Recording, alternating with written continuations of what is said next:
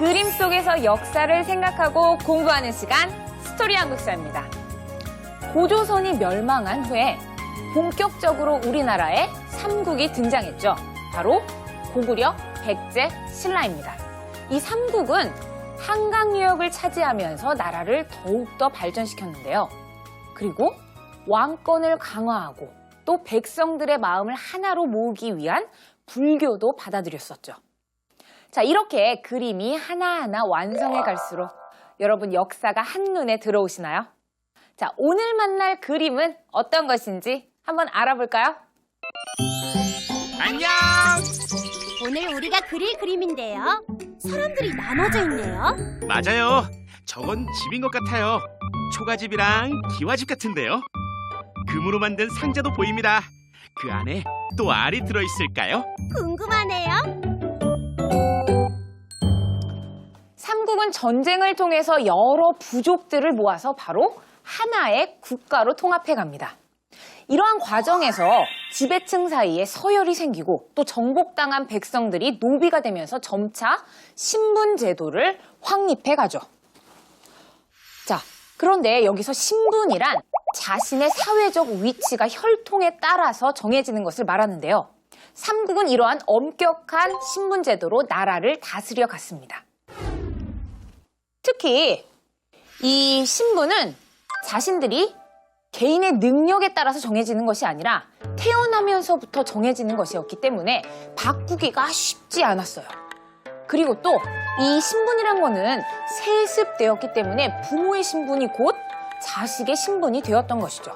자, 이렇게 신분에 따라서 해야 할 일이 모두 달랐는데요. 자, 어떻게 달랐는지 한번 볼까요? 먼저 귀족은 바로 나라에 공을 세우면 상으로 땅을 받았죠. 그렇게 땅을 받은 귀족은 바로 그 땅에서 평민들로 하여금 농사를 짓게 하고 평민이 수확한 대부분의 곡식을 가져갔어요. 그리고 또 가난한 농민에게는 아주 높은 이자로 곡식을 빌려주고 농민이 갚지 못하면 노비로 만들어서 자신의 재산처럼 부렸답니다. 그럼 평민들은요? 평민들은 대부분 농사를 지었어요. 가을 거지가 끝나면 수확한 곡식 중의 일부를 바로 나라의 세금으로 바쳤는데요. 이것을 조세라고 합니다. 그리고 자신이 살고 있는 지역의 특산물을 또 나라에 바쳤는데 이것은 바로 공납이라고 하죠.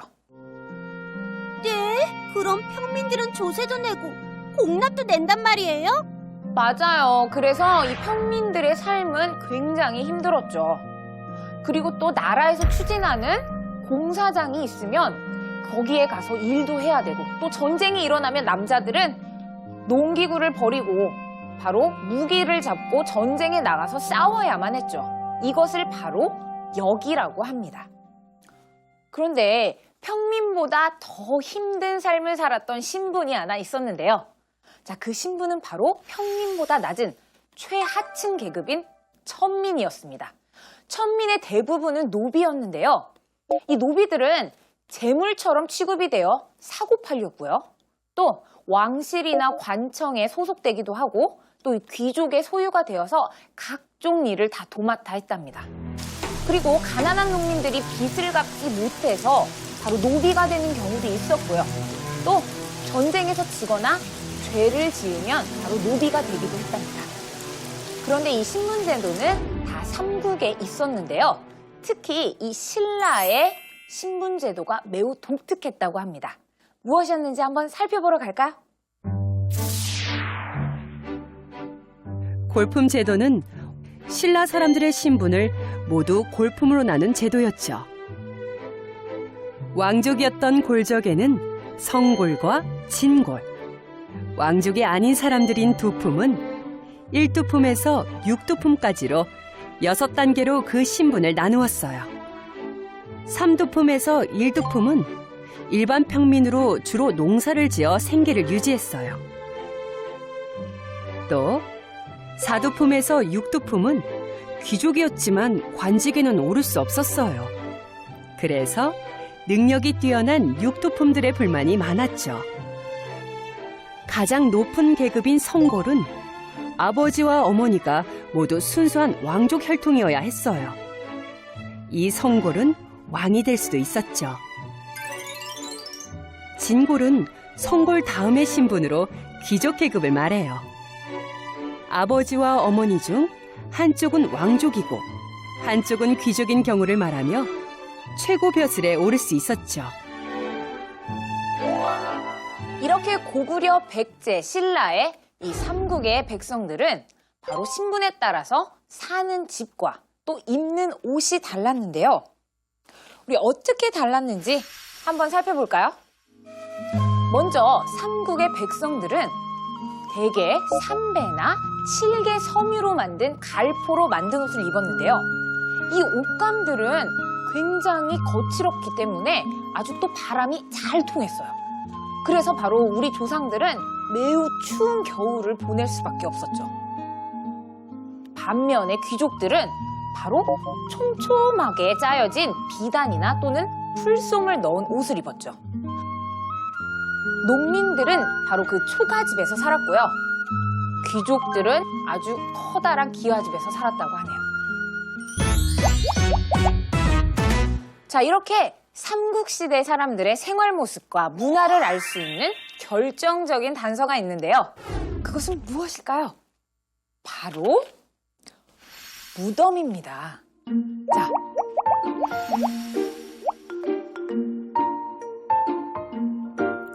옛날 사람들은 왕이나 권력이 높은 사람들이 죽으면 그 사람이 평소에 사용하던 것과 또 그 사람의 권위를 나타내주는 장신구나 물건들을 같이 묻어주었는데요. 그래서 이 무덤 안에 있는 유물들을 보고 바로 삼국시대 사람들의 생활 모습과 문화를 알 수 있는 거죠.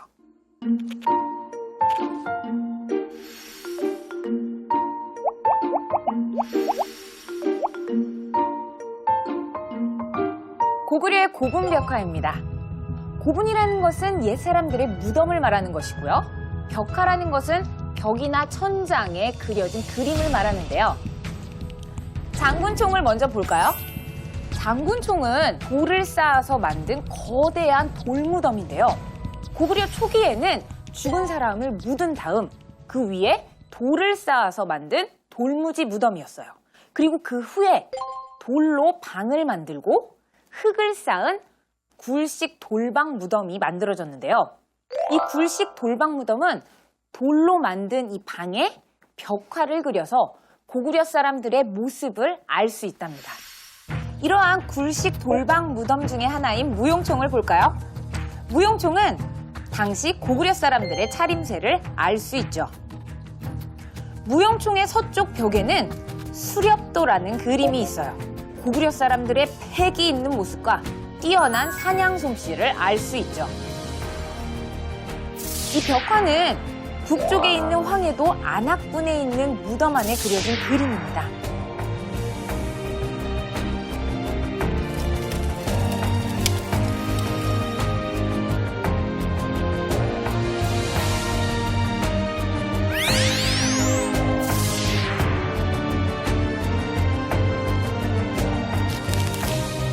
자, 이제 백제로 한번 가볼까요? 한강 유역을 장수왕에게 빼앗기고 나서 백제는 바로 웅진으로 수도를 옮깁니다. 웅진은 지금의 공주를 말하는데요. 자, 이 공주에서는 다양한 백제 시대 무덤들이 많이 발견되었습니다. 그런데 이 발견된 무덤 가운데서 한 개의 무덤이 바로 발견될 당시 온 세상을 깜짝 놀라게 했는데요. 이것이 바로 무령왕릉입니다. 이 무덤의 어떤 점이 온 세상을 떠들썩하게 만들었을까요? 그건 바로 무덤 안에 있는 수많은 보물들 때문인데요. 왕과 왕비의 장신구에서부터 청동 거울, 베개 등 정말 화려하고 아름답지 않아요?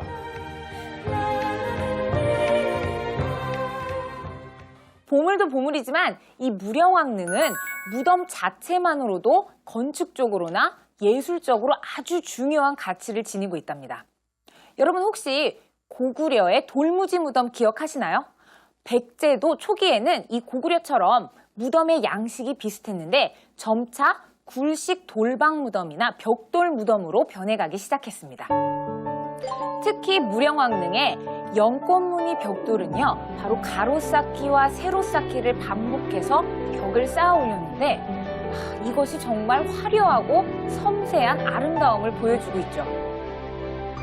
백제의 화려한 문화의 진수를 보여주는 것이 하나 더 있는데요.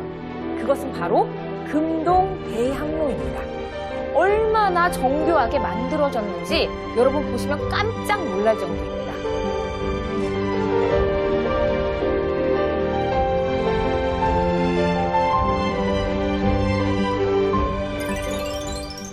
이번엔 신라로 떠나볼까요?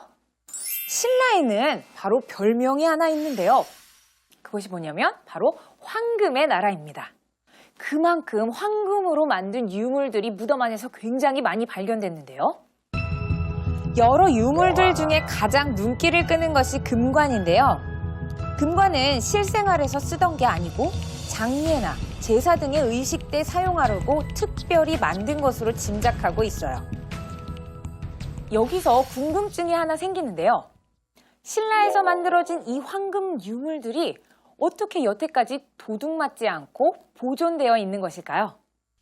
그건 바로 신라만의 독특한 무덤 구조 때문인데요.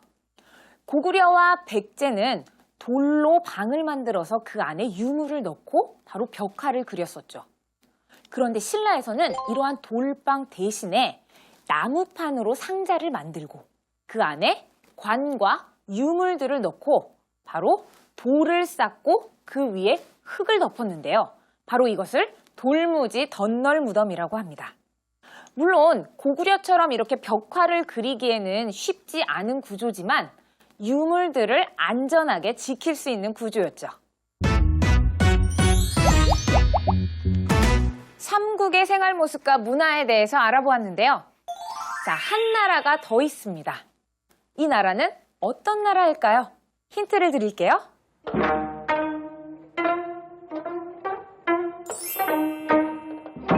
자, 이 악기와 관련이 있는 나라인데요.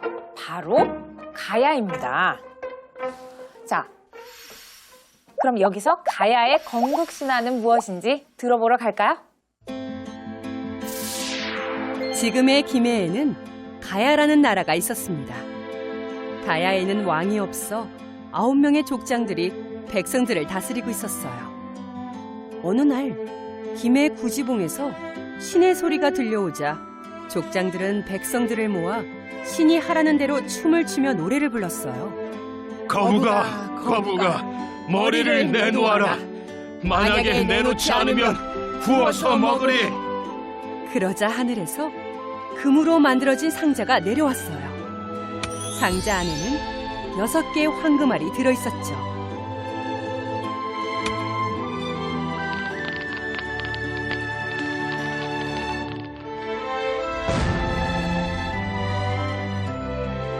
여섯 개의 알은 어린아이로 변하였는데 그중 가장 먼저 태어난 아이가 김수로였어요.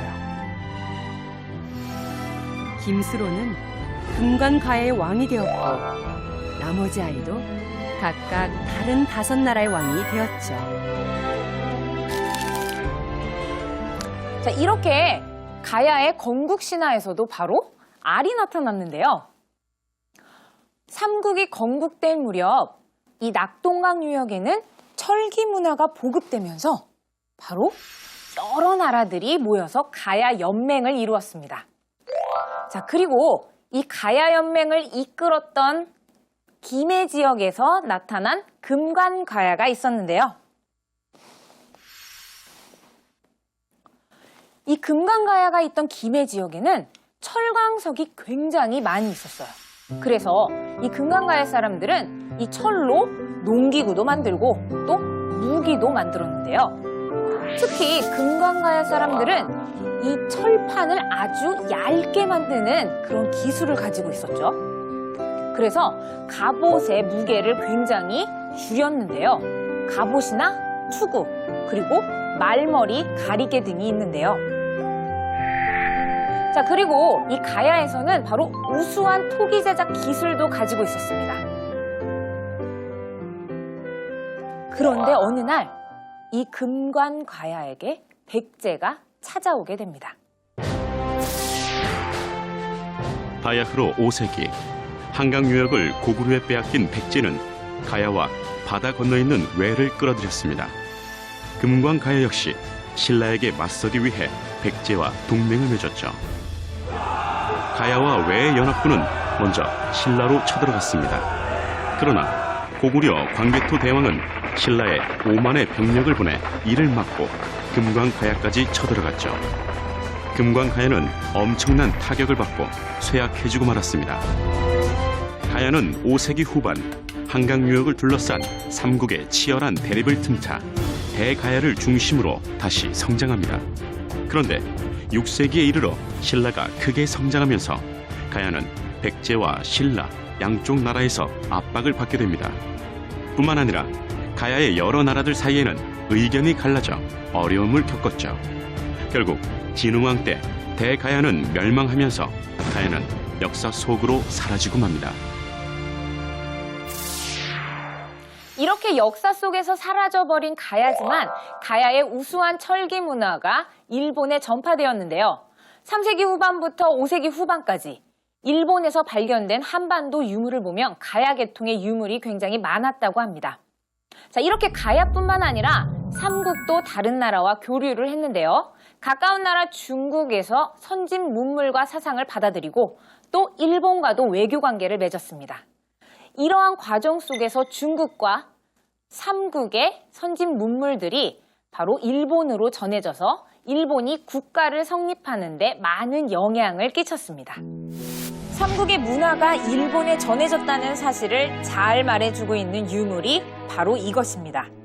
오른쪽 불상은 일본의 국보 1호인 미륵보살 반가사유상인데요. 왼쪽에 우리나라 불상과 쌍둥이처럼 닮았죠. 그리고 이것은 한반도에서만 자라는 소나무로 만들어졌기 때문에 백제나 신라에서 만들어서 일본에 전해준 것으로 보고 있답니다. 그리고 고구려에서는 담징이 종이와 먹 만드는 방법을 가르쳐주고 또 호류사의 금당벽화를 그렸다고 전해지고 있는데요. 백제는 아직기와 왕인이 천자문과 논어를 가르쳐주었고 또 불교도 전해주었죠. 신라는 배 만드는 기술과 제방 쌓는 기술을 전해주었는데요. 이를 바탕으로 일본은 아스카 문화를 꽃피웠습니다. 엄격한 신분제도 속에서 서로 다른 삶을 살았던 바로 삼국시대 사람들을 살펴보았는데요. 자, 이 사람들은 바로 자신의 신분에 따라서 사는 집도 다르고 입는 옷도 달랐었죠. 그리고 그 사람들의 삶의 모습을 아주 잘 보여주었던 무덤과 그 무덤 안에서 발견된 유물들도 있었습니다. 그리고 우수한 철기 문화를 가지고 있던 가야. 그렇지만 바로 역사 속으로 사라져버렸었죠. 자, 이렇게 우리는 그림을 쭉 그려보았는데요. 바로 삼국시대 사람들의 생활 모습과 그 다음에 신분제도와 가야까지 여러분 한눈에 들어오시나요? 삼국시대에는 태어나면서부터 신분이 정해지는 신분제도가 있었어요. 그중에 신라의 골품제도가 있죠. 신분에 따라서 입는 옷과 사는 집까지도 달랐어요. 이러한 삼국의 그늘에 가려진 나라가 있었으니 바로 금관가야예요. 금광가야는 철기 문화가 발달하여 외에도 그 문화를 전해주었어요. 삼국시대는 자신의 혈통에 따라서 사회적 지위가 정해져 있는 신분사회였죠. 자, 지금처럼 평등하게 태어나는 이 사회와 신분이 존재했던 이 삼국사회. 여러분은 어느 시대에서 살고 싶은가요? 다음번 역사 이야기는 어떤 것일지 한번 기대해 볼까요?